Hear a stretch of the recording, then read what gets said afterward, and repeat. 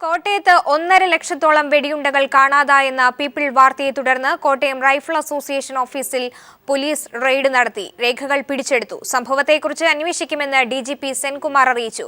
Dronacharya award ജേതാവ് Sunny തോമസിന് സംഭവത്തിൽ പങ്കെന്നാരോപിച്ച് Kollam rifle association secretary Saju S Das ഹൈക്കോടതിയിൽ പരാതി നൽകി. 1.5 ലക്ഷത്തോളം വെടിയുണ്ടകൾ നഷ്ടപ്പെട്ടത് രാജ്യസുരക്ഷയ്ക്ക് ഭീഷണിയാണെന്ന് ചൂണ്ടിക്കാട്ടിയാണ് Kollam rifle association secretary Saju S Das നീതിക്കായി ഹൈക്കോടതിയെ സമീപിച്ചത്. കേസ് ഫയലിൽ സ്വീകരിച്ച കോടതി പരാതിയുടെ ഗൗരവം കണക്കിലെടുത്ത് 2 ആഴ്ചയ്ക്കകം സർക്കാരിനോട് വിശദ റിപ്പോർട്ട് സമർപ്പിക്കാൻ ആവശ്യപ്പെട്ടു. എനിക്ക് എന്തെങ്കിലും സംഭവിക്കുന്നതിന് മുമ്പേ ഇത് ലോകം മൊത്തം അറിയണം. ഒരു വട്ടം ലോകം അറിഞ്ഞു കഴിഞ്ഞാൽ പിന്നെ ഒരു കാരണവശാലും എന്നെ ജീവൻ അപഹരിച്ചിട്ടൊന്നും യാതൊരു കാര്യമില്ല. അതിൻ്റെ അടിസ്ഥാനത്തിൽ എല്ലാ തെളിവുകളും എത്രയും പെട്ടെന്ന് ബഹുമാനപ്പെട്ട ഹൈക്കോടതിയിൽ ഹാജരാക്കുന്നതിന് വേണ്ടി ഞാൻ 24-ാം തീയതി കോടതിയിൽ ഫയലിടുകയും 25-ാം തീയതി കോടതിയിൽ അത് ഫയൽ സ്വീകരിക്കുകയും ചെയ്തു. ദ്രോണാചാര്യ അവാർഡ് ജേതാവ് സണ്ണി തോമസും ദേവസ്യ കുര്യൻ, ജോ ഐ മംഗളി എന്നിവർക്ക് തിരകൾ കാണാതായതിൽ പങ്കുണ്ടെന്നും രാജ്യസുരക്ഷയ്ക്കും സമാധാനത്തിനും ഇവർ ഭീഷണി സൃഷ്ടിക്കുന്നുവെന്നും സജു എസ് ദാസ് തന്റെ പരാതിയിൽ ആരോപിക്കുന്നു.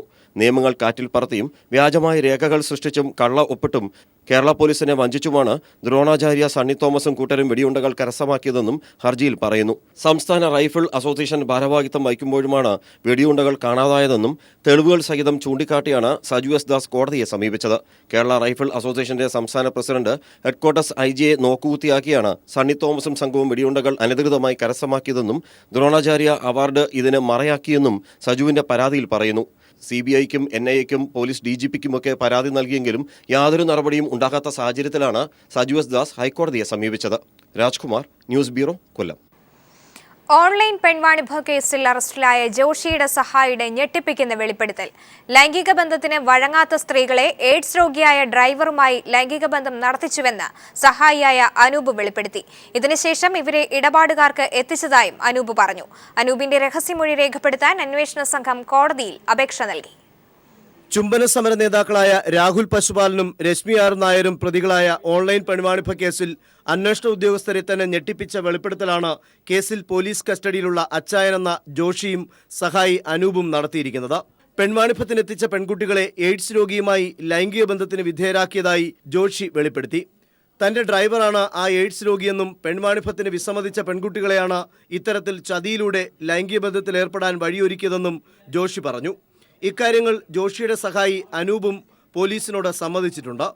എയ്ഡ്സ് രോഗിയുമായുള്ള ലൈംഗിക ബന്ധത്തിന്റെ ദൃശ്യങ്ങളും മറ്റു കാര്യങ്ങളും പറഞ്ഞ് ഭീഷണിപ്പെടുത്തിയാണ് പെൺകുട്ടികളെ പിന്നീട് പല കേന്ദ്രങ്ങളിലും എത്തിച്ച് വാണിഭം നടത്തിയതെന്നും അനൂപ് മൊഴി നൽകി. ജോഷിയുടെ ഡ്രൈവർ ഇപ്പോൾ ഒളിവിലാണ്. പെൺവാണിഭത്തിന് വന്നവരുടെ പണമിടപാടുകൾ കൈകാര്യം ചെയ്തത് താനാണെന്ന് മുബീന സമ്മതിച്ചിരിക്കുന്നു. ഇടപാടുകാർ പണം നിക്ഷേപിക്കുന്നത് മുബീനയുടെ അക്കൗണ്ടിലാണ്. കൊച്ചിയിൽ നടന്ന റെയ്ഡിനിടെ ക്രൈംബ്രാഞ്ച് ASIയെ കാറിടിപ്പിച്ച് കൊല്ലാൻ ശ്രമിച്ച ശേഷം ഒളിവിൽ പോയ മുബീനയെയും വന്ദനയെയും കഴിഞ്ഞ ദിവസം ഓപ്പറേഷൻ ഡാഡി ടീം തമിഴ്നാട്ടിൽ നിന്ന് അറസ്റ്റ് ചെയ്തു. ഇവരെയും കൂടുതൽ ചോദ്യം ചെയ്യലിന് വിധേയമാക്കുന്നുണ്ട്. ലക്ഷക്കണക്കിന് രൂപയാണ് മുബീനയുടെ അക്കൗണ്ടിൽ വന്നിട്ടുള്ളത്. ഓരോ വ്യാപാരവും കഴിയുമ്പോൾ തന്റെ വിഹിതമെടുത്ത ശേഷം ബാക്കി പണം രാഹുലിനും രശ്മിക്കും കൈമാറും. പുതിയ പെൺകുട്ടികളെ എത്തിക്കാനും മുബീനയും വന്ദനയും സഹായിച്ചതായും മുബീന മൊഴി നൽകി. പിടിയിലായവരുടെ പുതിയ വെളിപ്പെടുത്തൽ സംബന്ധിച്ച് കൂടുതൽ അന്വേഷണം നടത്താൻ ഒരുങ്ങുകയാണ് പ്രത്യേക അന്വേഷണ സംഘം. Sunil Arumanoor, news bureau, Thiruvananthapuram. 15 വയസ്സുകാരിയെ കൂട്ടബലാത്സംഗം ചെയ്ത് ദൃശ്യങ്ങൾ വാട്സപ്പിൽ പ്രചരിപ്പിച്ച സംഭവത്തിൽ 4 സഹപാഠികളെ പോലീസ് അറസ്റ്റ് ചെയ്തു. 2 ആഴ്ച മുൻപാണ് പെൺകുട്ടിയെ സഹപാഠികൾ കൂട്ടബലാത്സംഗം ചെയ്തതും വാട്സപ്പിൽ ദൃശ്യങ്ങൾ പ്രചരിപ്പിച്ചതും. ഇതേ ദൃശ്യങ്ങൾ കാട്ടി സംഭവം പുറത്തു പറയരുതെന്ന് പെൺകുട്ടിയെ ഭീഷണിപ്പെടുത്തുകയുമായിരുന്നു. 15ഉം 16ഉം വയസ്സുള്ളവരാണ് പിടിയിലായ ആൺകുട്ടികൾ. പീപ്പിൾ ഫോളോ സാങ്കേതിക സർവകലാശാലയിലെ പരീക്ഷകൾ 2 ദിവസത്തേക്ക് മാറ്റിവെച്ചതായി പ്രോ വൈസ് ചാൻസലർ അറിയിച്ചു. അടുത്ത മാസം 2-ാം തീയതി തുടങ്ങേണ്ട പരീക്ഷകൾ 4-ാം തീയതി മുതൽ തുടങ്ങും. വിദ്യാർത്ഥികളുടെ പൊതുവായിട്ടുള്ള അഭിപ്രായം കണക്കിലെടുത്തുകൊണ്ട് ഡിസംബർ 2-ാം തീയതി മുതൽ തുടങ്ങാൻ നിശ്ചയിച്ച BTech MTech പരീക്ഷകൾ ഡിസംബർ 4-ാം തീയതി മുതൽ ആരംഭിക്കുന്നതായിരിക്കും.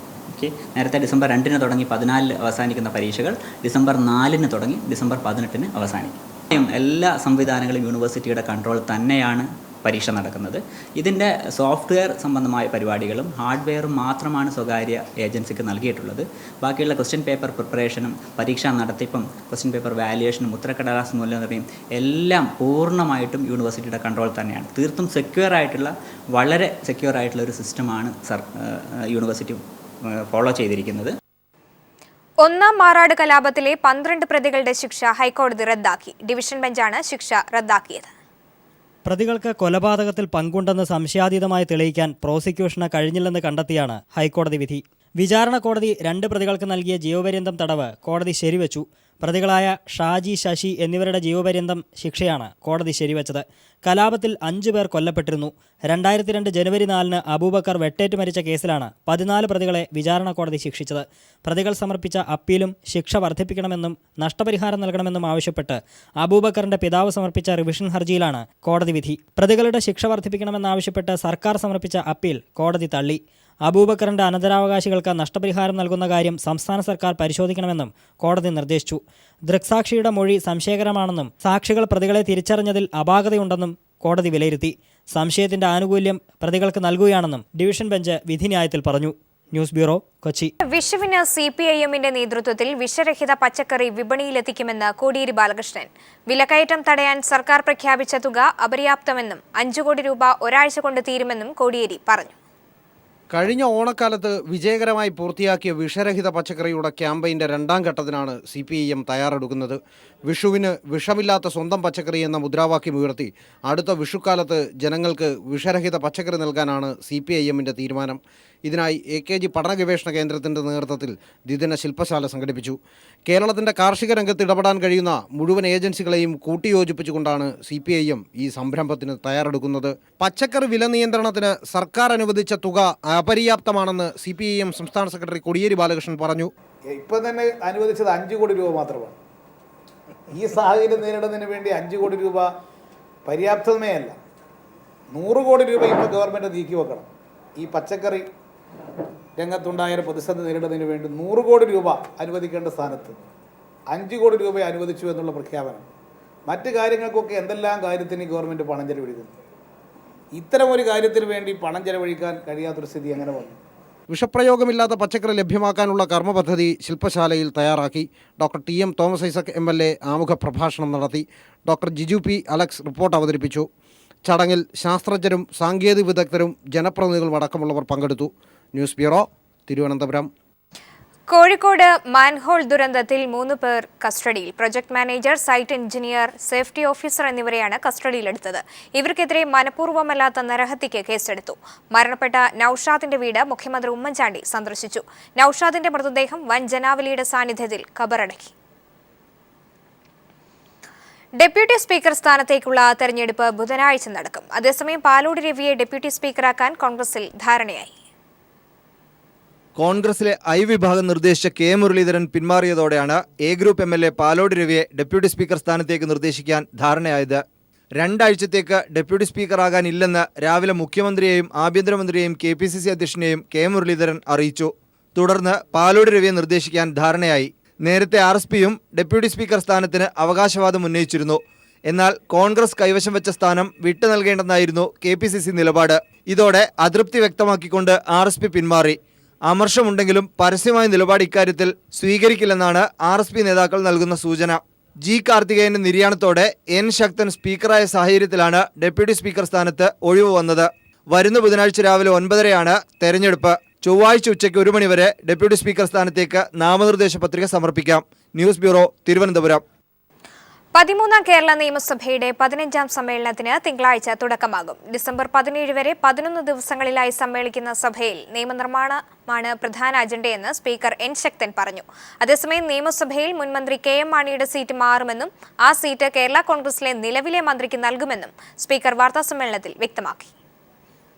13ാം നിയമസഭയുടെ 15ാം സമ്മേളനത്തിനാണ് നവംബർ 30-ന് തുടക്കമാവുക. 11 ദിവസമാണ് ഇക്കുറി സഭ സമ്മേളിക്കുക. ഒട്ടേറെ നിയമനിർമ്മാണം നടത്തുകയാണ് ഇക്കുറിയുടെ സമ്മേളനത്തിന്റെ പ്രത്യേകത.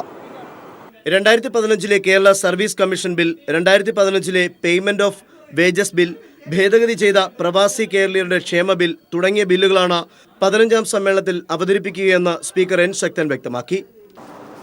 ഡിസംബർ 1-ാം തീയതി 2015 പ്രവാസി കേരളീയരുടെ ക്ഷേമ ബില്ല് ഭേദഗതിയാണ്. 2015 ഹിന്ദു പിന്തുടർച്ച ബില്ല്, അതും ഭേദഗതിയാണ്, അതും അവതരിപ്പിക്കും. നിയമസഭയിൽ KM മാണിയുടെ സീറ്റ് കാര്യത്തിൽ സ്പീക്കറുടെ വിശദീകരണം ഇങ്ങനെ: സീറ്റ് മാറ്റം ഉണ്ടാവും. മാണി സാറ് ഇരുന്ന സീറ്റിൽ കേരള കോൺഗ്രസിൻ്റെ ഇപ്പോൾ ഉള്ള മന്ത്രി ആ സീറ്റിലേക്ക് വരും. മാണി സാറിന് നിയമസഭയിൽ ഫ്രണ്ടിൽ തന്നെ സീറ്റുണ്ടാവും.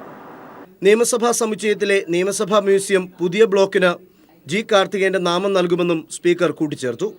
ബാർക്കോഴ കേസ്, പോലീസ് നിയമന തട്ടിപ്പ്, ഇങ്ങനെ ഒട്ടേറെ വിഷയങ്ങളായിരിക്കും പ്രതിപക്ഷം ഇക്കുറി സഭയിൽ ഉയർത്തിക്കാട്ടുക. സഭ പ്രക്ഷുബ്ധമാകുമെന്നതിൽ തർക്കമില്ല. ക്യാമറമാൻ ബിച്ചു പൂവച്ചലിനൊപ്പം സുനിൽ അരിമാനു.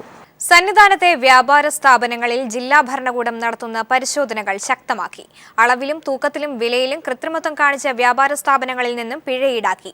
കാലാവധി കഴിഞ്ഞ ഭക്ഷ്യവസ്തുക്കളും സ്ക്വാഡ് പിടിച്ചെടുത്തു. ഡ്യൂട്ടി മജിസ്ട്രേറ്റ് ഗോപകുമാറിന്റെ നേതൃത്വത്തിലായിരുന്നു ഇന്നലെ സന്നിധാനത്തെ വ്യാപാര സ്ഥാപനങ്ങളിൽ വ്യാപകമായ റെയ്ഡ് നടത്തിയത്. വ്യാപാരത്തിൽ കൃത്രിമത്വം കാണിച്ച നിരവധി കടകൾക്ക് പരിശോധനാ സംഘം പിഴ ചുമത്തി. സന്നിധാനത്തെ പ്രമുഖ ഭക്ഷണശാലയിൽ നിന്നും കാലാവധി കഴിഞ്ഞ ഭക്ഷ്യധാന്യങ്ങൾ പരിശോധനാ സംഘം പിടിച്ചെടുത്തു. നെയ്യഭിഷേകത്തിനു ശേഷം ആഴിയിലേക്ക് എറിയേണ്ട തേങ്ങ ചില ഹോട്ടലുകളിൽ കറിക്കൂട്ടുകൾക്ക് ഉപയോഗിക്കുന്നതായി സ്ക്വാഡ് കണ്ടെത്തി. ആഴിയിൽ എറിയുന്നതിനു മുമ്പായി തീർത്ഥാടകരിൽ നിന്നും തന്ത്രത്തിൽ കൈക്കലാക്കുന്ന തേങ്ങയാണ് വൻതോതിൽ ഹോട്ടലുകളിൽ എത്തുന്നത്. പ്രത്യേക ഏജന്റുമാർ ഇതിനു പിന്നിൽ പ്രവർത്തിക്കുകയാണെന്ന് ഡ്യൂട്ടി മജിസ്ട്രേറ്റ് പറഞ്ഞു. ഇവിടെ കൊണ്ടുവരുന്ന നെയ്ത്തേങ്ങ അത് ലോഡ് കണക്കിന് ഹോട്ടലുകാർ വാങ്ങിയിട്ട് അതാണ് ചിരണ്ടുന്നത്. അത് ഞങ്ങൾ ഒരു ചാക്ക്, നിങ്ങൾക്ക് വിഷ്വൽ എടുക്കാവുന്നതാണ്, ഒരു ചാക്ക് ഇപ്പോൾ എടുത്തിട്ടുണ്ട്. ചിരണ്ടിയ തേങ്ങ, നെയ്ത്തേങ്ങ ചിരണ്ടിയത്. ഇവർക്ക് ഇവിടുന്ന് ഏജൻസ് കാണും, ഇവിടുന്ന് ഉറപ്പായ ഏജൻസ് കാണും. അളവിലും തൂക്കത്തിലും കൃത്യത പാലിക്കാത്ത ഹോട്ടലുകൾക്കും പിഴ ചുമത്തി. കൃത്യമായ അളവിനോടൊപ്പം വിലവിവര പട്ടിക പ്രദർശിപ്പിക്കാത്ത സ്ഥാപനങ്ങൾക്ക് പരിശോധനാ സംഘം താക്കീത് നൽകി. തീർത്ഥാടകരെ കബളിപ്പിക്കുന്ന വ്യാപാര സ്ഥാപനങ്ങൾക്കെതിരെ വരും ദിവസങ്ങളിൽ ശക്തമായ നിലപാട് സ്വീകരിക്കുമെന്ന് ഡ്യൂട്ടി മജിസ്ട്രേറ്റ് വ്യക്തമാക്കി. ക്യാമറാമാൻ രാഹുൽ ചന്ദ്രനൊപ്പം BG Mineesh Kumar, news bureau, Sannidhanam.